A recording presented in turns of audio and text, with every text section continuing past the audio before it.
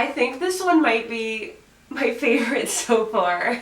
Hi friends, welcome back to my channel. It's me, Becca, here again to review another Robin Williams movie. Hope you all had a happy and safe Thanksgiving.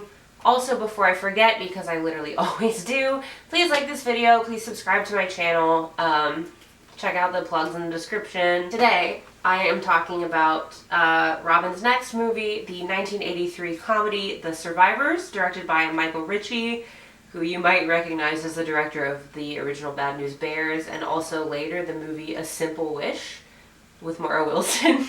This movie stars Robin Williams as Donald Kinnell, I don't remember, a New Yorker who is fired from his job as a dental equipment salesman and begins crossing paths with this guy named Sonny Peluso, who is played by Walter Matthau, after they both are involved in a diner robbery. It just kind of follows their shenanigans from there and how they become friends, and then Robin Williams' character gets trigger happy and decides to go take a survivor's course in the middle of nowhere. And it's a little bit of background and history on this movie. Robin was attracted to the project because he wanted to do a comedy after Garp, and I think initially Jack Nicholson and James Caan were signed on to play supporting roles in this film, and then like 3 weeks before shooting started, they dropped out and Walter Matthau was brought on, and I'm kind of thinking that Jack Nicholson was supposed to play the other guy. I mean, Walter Matthau did a really good job, like he was very enjoyable, but if that was Jack Nicholson, this movie would have been on a whole nother level. I guess Ziggy's just gonna be here. Right from the start, the film was really plagued by production issues. Obviously, there were dropping out and switching of stars. Filming needed to be done in Vermont for the snow, but if you've seen White Christmas, you know how that goes. Vermont's beautiful this time of year. Dead ass. It was warm and there was no snow in Vermont when they needed to film there.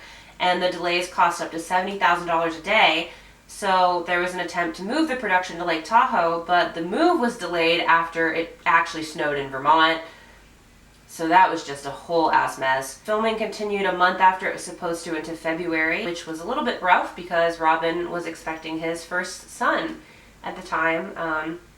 In his first marriage to his wife, Valerie, she was a dancer, and they didn't get along super well, because Robin was in the spotlight and young and excited, and he wanted to be out and go to comedy clubs and do coke with people, and she was pregnant. His first son, Zach, was born, I think, less than 2 months after this movie wrapped, so he was really cutting it close. Quoted on the filming, Robin said, "Now I know what it's like to be a dog." I also saw something about his mouth getting frozen, so he couldn't improvise.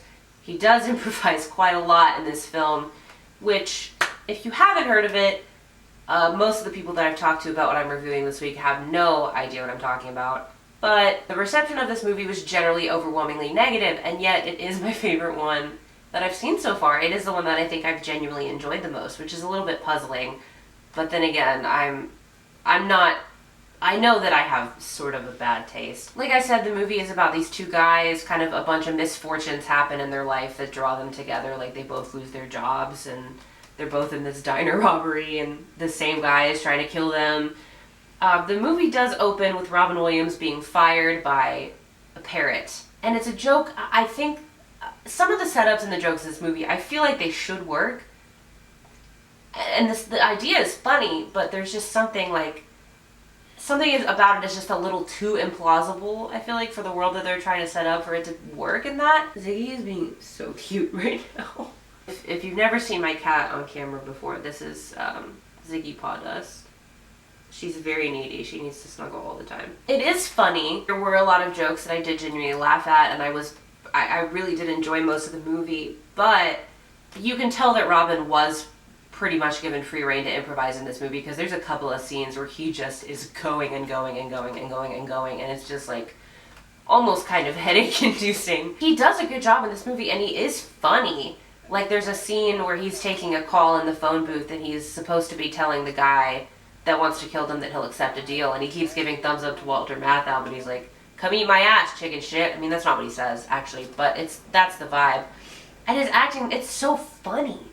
Like, he's so controlled with it, and you can tell that he knows what he's doing, But then there's just other scenes where he just goes and goes and goes, and most of those jokes miss. It doesn't feel as much like this guy Donald is a whole, fully fleshed out character. It feels like it's just Robin being free reign to be Robin, which, if you love Robin, is awesome, but also there's a point where it doesn't fit within the story that this guy would just be saying all these things. For the other actors, Walter Matthau is great in this. I mean, his character is very likable. He does a good job. He's funny. A lot of people said that their chemistry didn't work together, Robin and Walter. I thought it was fine. They were kind of playing opposites on the comedy spectrum, and that usually tends to work for me. Jerry Reed as the guy who is trying to kill both of them is awesome. He's funny but scary at the same time. He's actually pretty badass, so I hope he wasn't like a shitty guy. And then this other lady whose name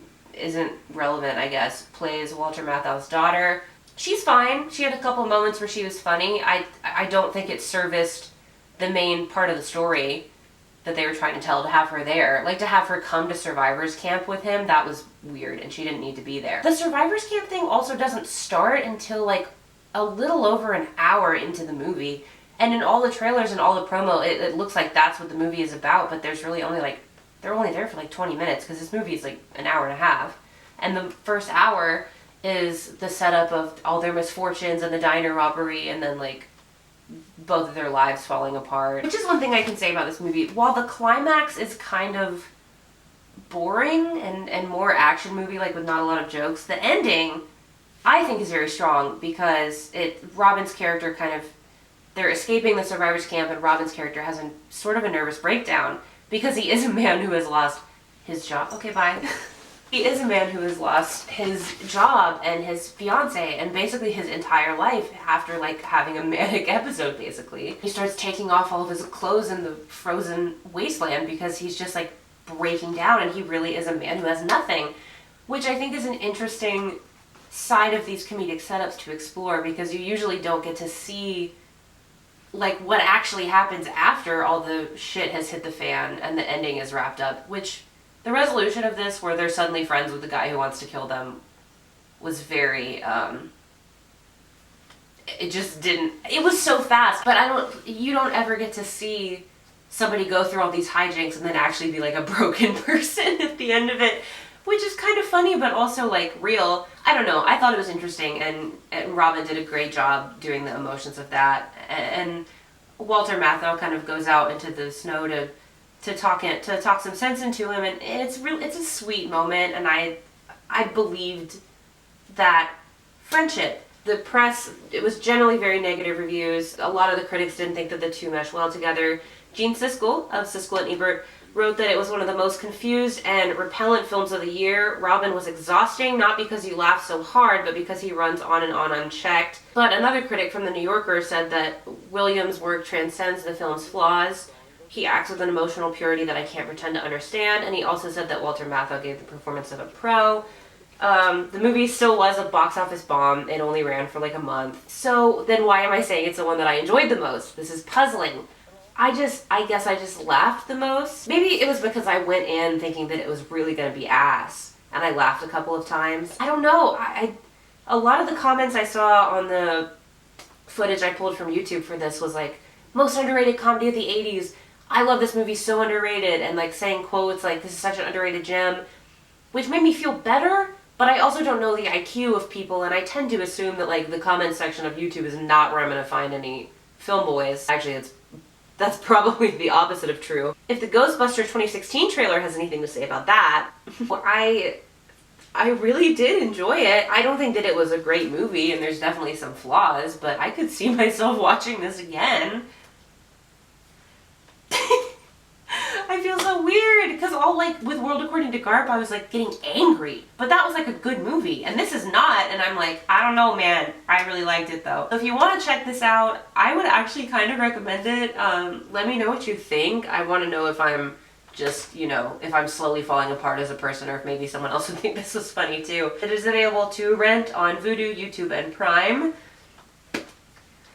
Yeah, so let me know what you think of that. Also, don't forget to check out my socials, YGSSG Podcast and the Time Machine Podcast. Those are all available to stream anywhere your podcasts are.